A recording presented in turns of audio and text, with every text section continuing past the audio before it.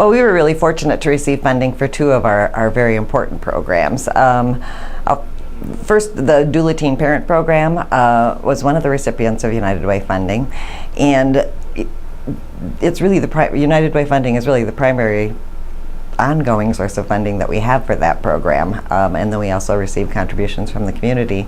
But we were able to help 125 parenting and pregnant teens and 125 toddlers and infants through the United Way funding. The goals of the program are really to make sure that when teens are pregnant and parenting, that they still will continue their education, that they won't feel like they have to drop out of school, that they can eventually become economically self-sufficient, and then to provide them with mentors who can help them as young parents when they might not have the support from their families that young parents typically have.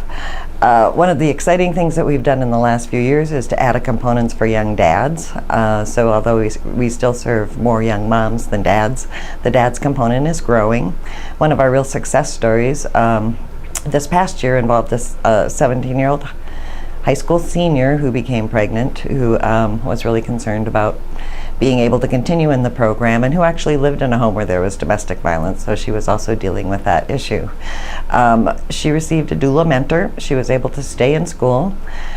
She learned enough about domestic violence so she was able to talk with her parents about some of her concerns, and both of them became involved in Women's Resource Center programs through our domestic violence programs. And she did graduate from high school in June, and she's planning to go to NMC this fall. And she had a healthy baby that was full birth weight. Great. Mm-hmm. So if you didn't have the funding from United Way, that program would... If we didn't have the funding from United Way, it would be very difficult to have that program at all. We don't have any other state or federal funding sources for it, so it's purely a program that exists because of the generosity of people in this community. Great. And the other program is the Transition House? Yeah, and the second grant that we received from United Way was for our transitional housing program. And we have 3 transition houses, 2 of them in Traverse City and 1 in Benzie County. And that provides longer term housing for people who maybe a short-term stay in the emergency shelter just isn't quite enough when they're getting out of an abusive relationship.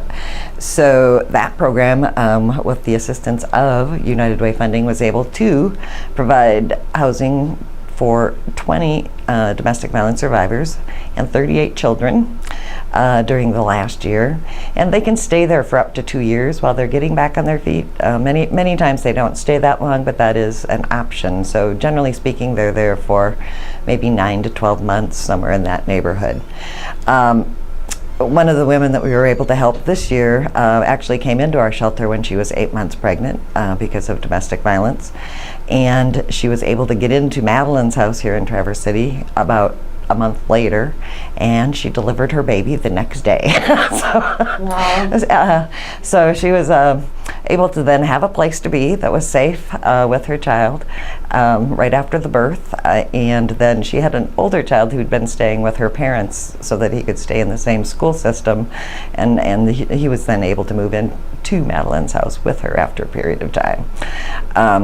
And she's there now still.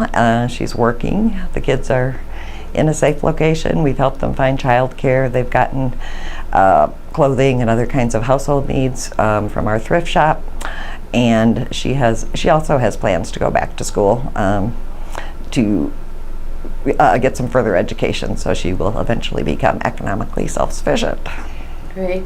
So if there's anything that you would want to say to potential United Way donors or to our upcoming citizen action teams about the past grants, or how, just anything in general about what United Way does and for you? I think that United Way, one of the things that we truly appreciate about it is that it's more flexible funding, so it really helps us fill gaps that other funding sources won't pay, and it's been truly critical to our services. The transitional houses that we have, we really don't get any funding from state or federal government except for some staffing in one of the houses.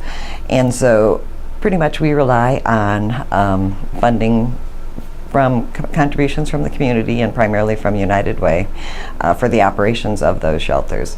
While people are in the transition houses, they do pay a portion of rent. They pay rent based on their income, but many times, since they're just starting out, their incomes aren't high. And our goal for them while they're there is that they do learn to become, good tenants so that they can go on and be independent, but that they also then have an opportunity to save up some money so that they have a little bit in the bank when they're moving on to new places.